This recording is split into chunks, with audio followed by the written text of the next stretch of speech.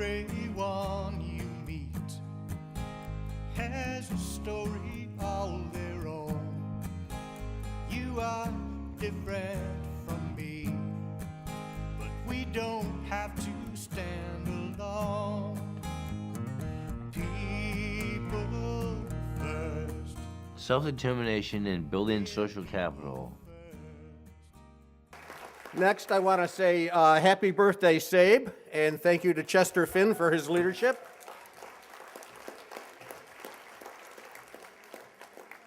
I'd like to thank Carl Calkins and Mike Waymeyer for this wonderful opportunity to talk with you all. Where are they? But I do appreciate being here. And I'd like to introduce my two co-presenters. Nancy Ward, who I'm sure you all know is the information coordinator for the Medicaid reference desk.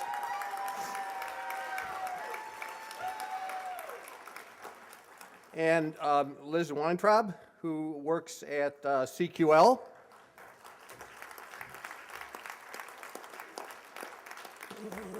About 5 years ago, Liz had the wonderful opportunity of actually working in the office next to me. She wised up, moved out of the office, got married, and now lives 60 miles away, but still works for us. I want to talk to you about social capital, and I want to do it and make it as simple as possible. So here's what I want you to do. I want you to think about last night, okay? And I have my props here to help us think about last night. And what strikes me was the amount of energy in the room, tremendous amount of energy. Why did you all have a great time? I think there were two reasons. Number one, did you all have friends in the room? Yeah. You all had friends, but and there's a more important reason. And I'd like to demonstrate the reason right now. Take a look at the people at the table you're sitting with. I'll bet you're sitting with some friends, right? How about the people that you don't know? They might not be your friends. So look at somebody that you don't know, and I want you to ask a question. Do you trust that person? Why? Because we're all here together for the same reason.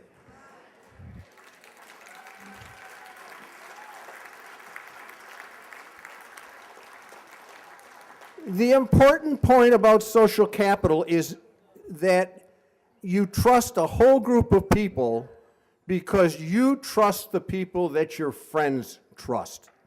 Okay? You trust the people that your friends trust. And that's so vitally important. So we want to take a look at people who are our friends, and then maybe the people who are not your friends, but the people you trust anyway. Now, let's think about the opposite of having friends and not being able to trust anyone. How does that make you feel? Sad, lousy, lonely, angry, and where do people live when they don't have friends and they don't have any trust? They live in the street, they live in institutions, they live away from us, okay? So what we want to make sure is that nobody feels left out, everybody feels part of it, nobody's excluded, everybody's included. Everybody has the chance to say, I can make a friend, and I trust the people who are friends of my friends. So what I'd like to do is just use a few slides, and I'm not sure how I do this here. Can we bring that up? It's up, okay. But I can't see it. And it's not on here. So we'll go to this. Okay. So you all just tell me if it changes. I can't see the screen. Okay, it changed. What is social capital? Social capital, as Commissioner Lewis said, is power. It is social power. You've got power. You've got friends and you've got allies. You've got people that you can trust, and that may be the key. Can you trust those people? More importantly, social capital means you're connected to people that you can help. And I really think for self-advocates, helping others is terribly important. It's very meaningful. We all want to help other people. It makes them feel better, it makes us feel better, and it increases trust. The one thing about the service delivery system is that you may get services, but you don't necessarily get the chance to give back. And what we want to do is talk about giving back. Being connected to other people can help you, and you can get connected to other people. We change? Okay. Social capital is terribly important for self-determination. Social capital is power. And what do you have if you have power? You get to do what? To have fun? Have fun. Lead, make choices, make decisions. So with power, you get self-determination, the opportunity to make choices, decisions, and add control to your life. Social capital is also important because all the studies that have been done show that if you have friends and social capital, you're going to be healthier, happier, better connected in the community, and better able to solve problems. Think about what happens when you don't have friends and you can't trust people around you. What are you going to feel? You're going to feel alone. You're going to feel afraid, depressed, sad, sick, and you're not going to have any fun. You know what that makes you? Sick. You don't feel good. So what we know is that people that have lots of friends and lots of respect actually have more fun and are healthier than other people. You have more connections in the community. And what happens if you have more friends and more connections in the community? You're happy and you have more people to help you solve problems. We all get to solve problems together. So I'm going to see if we can cue up a short video and see if we can get this.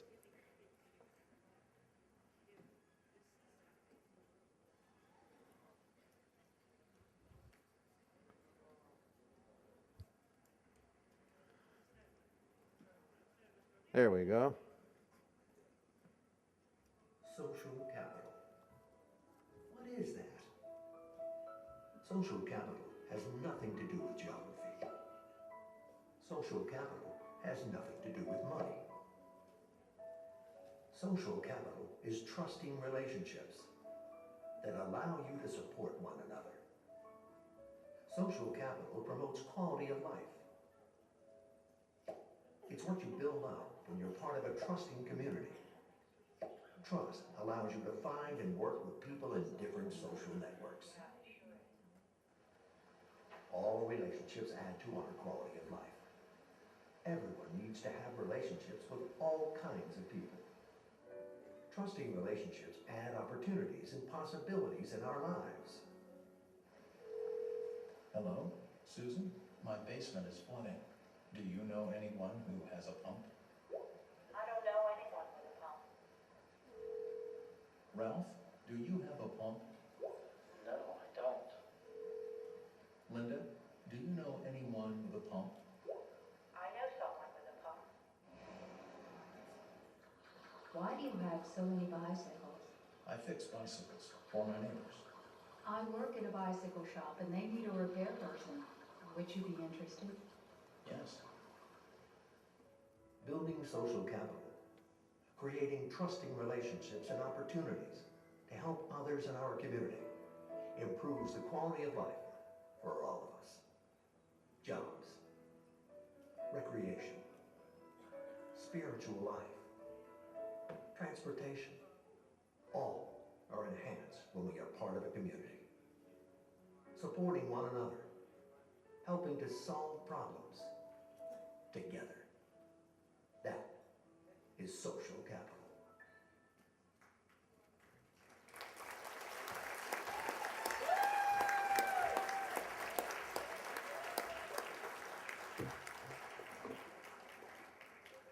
Good cartoon, good cartoon. What I'd like to do now is, if I can figure out how to go to the next, we'll go backwards.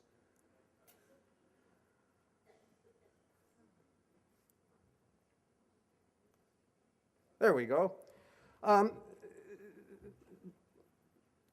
Nancy, Liz, and I met a while back, and we talked about the social capital, and they decided there were 4 things that they'd like to share with you. So we're going to have a discussion on the importance of friendships, having people you trust, having opportunities to help other people, and being connected to other people who can help you. And I don't know, Nancy and Liz, whether you want to each read them off or we take them one at a time. Why are friendships important? I'm really excited to be here with Nancy because Nancy is one of my true friends. We're not just here because she's another South African. She is a true good friend to me. And I just wanted to talk about my friend that that came from a pay friendship. When I was living in New Jersey, she was my staff, and then she left the agency that I got services from, and she today, she lives in New Jersey, so I don't get to see her very often, but we're truly good friends, and I talked to her Eva last week about this presentation. Okay, the next question that we came up with is why it's important to have people you trust. And I'm going to give you an example about SABE, because we're at SABE. When we first started SABE, I was one of the officers, and I asked the other officers and the advisors to go outside because I was having trouble concentrating and trying to focus on what we were supposed to be focusing on. We were making an important money decision, and somebody wanted to have bylaws. Somebody thought that it was time for SABE to do bylaws. And so we went out, talked, decided how I was going to handle this, came back in the room, and everybody was upset. And I'm going, well, what's wrong with you guys? And what they told me was that they thought that we went out there because there wasn't the trust built up that 20 years later we have. And they thought we were making changing the money decision that they had already voted on. And so trust is very important. One of the things I wanted to talk about trust is that No, you're doing. about helping others. Yeah. So we're going back and forth, and then I'll do the last one. Helping others. When I was living in, my husband and I have a lot of friends in the community that aren't people with disabilities, and we're really proud of that because we can help each other. And one of the things my mom is quite sick these days, and my father could say, well, because Liz has a disability, all she can do is keep her company. And that's fine, and I love doing that. But I also would like to help her. And on Wednesday, there was an emergency that she really needed help with, and I just pitched in. It wasn't that Liz had a disability, who would help your mother. I just was there. And that made me feel really proud.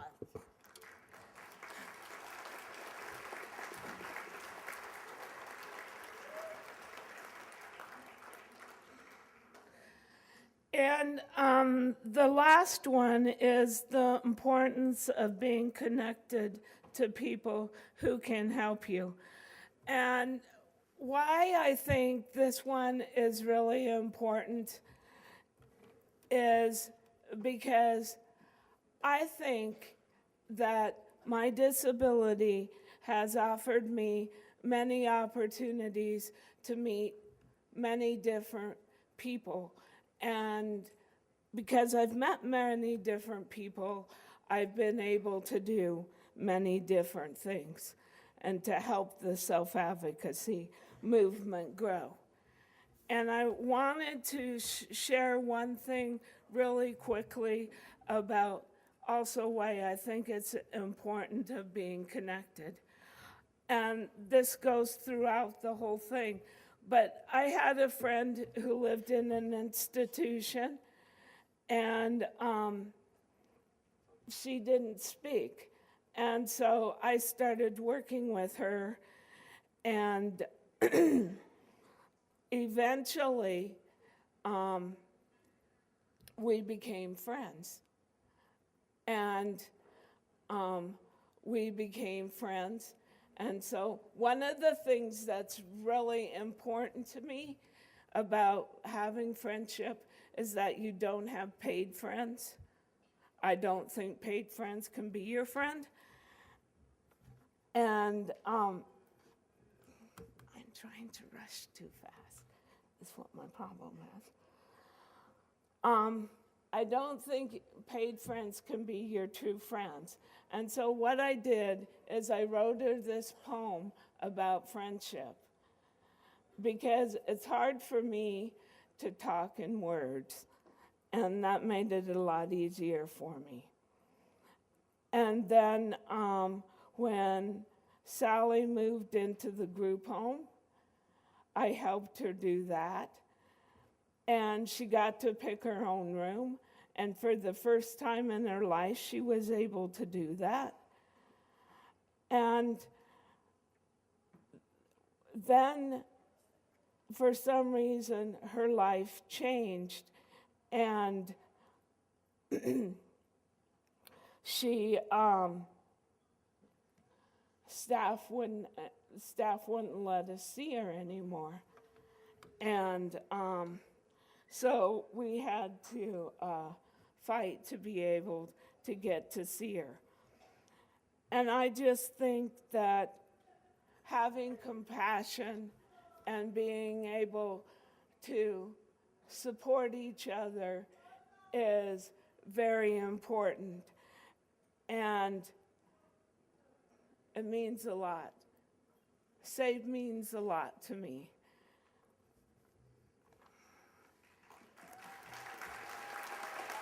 And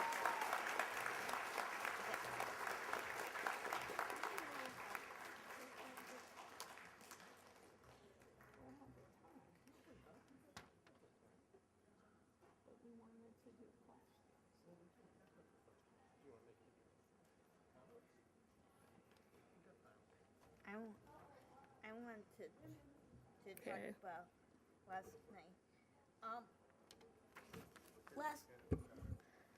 night. Last night, one of my favorite quotes that when I was are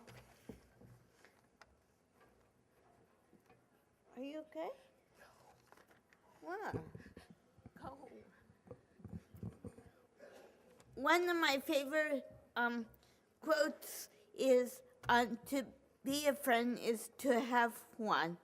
And I really believe that very strongly, that if I want to be a friend, I need to be a friend to somebody. And if I'm not a friend, then someone doesn't need to be a friend to me. And on last night, as I was talking to a friend, and I won't name the name, but she was, we were talking about some her stuff, and I was thinking to myself, that's what friendship is all about, that just sitting there and talking to her. And maybe we not even talk. Maybe we just, maybe she just needed me to listen. Maybe we just sit in silence and hold hands. Whatever she needed, I was there. And then I wanted to share one last thing. And that is that a lot of people say, like Liz was saying, because we have disabilities, that we can't support somebody. Well, I think that support is two ways. And just because goes both ways. Just because we don't drive doesn't mean that we don't have something else to offer. Like we could babysit for somebody's kids.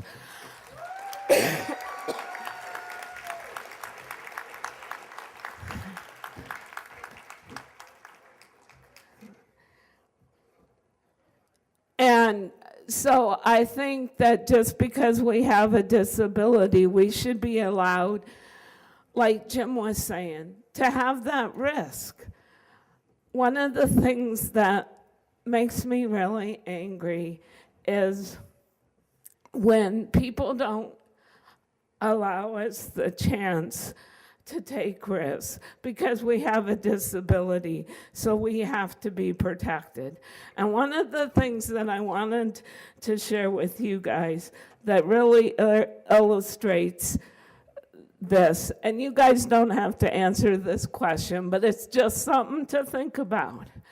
How many people in this room have bounced a check? And when you make a mistake, you know, this much of a big deal's made about it. But when a person with a disability makes that same mistake, we get our checkbooks taken away because we don't understand how to balance our checkbooks.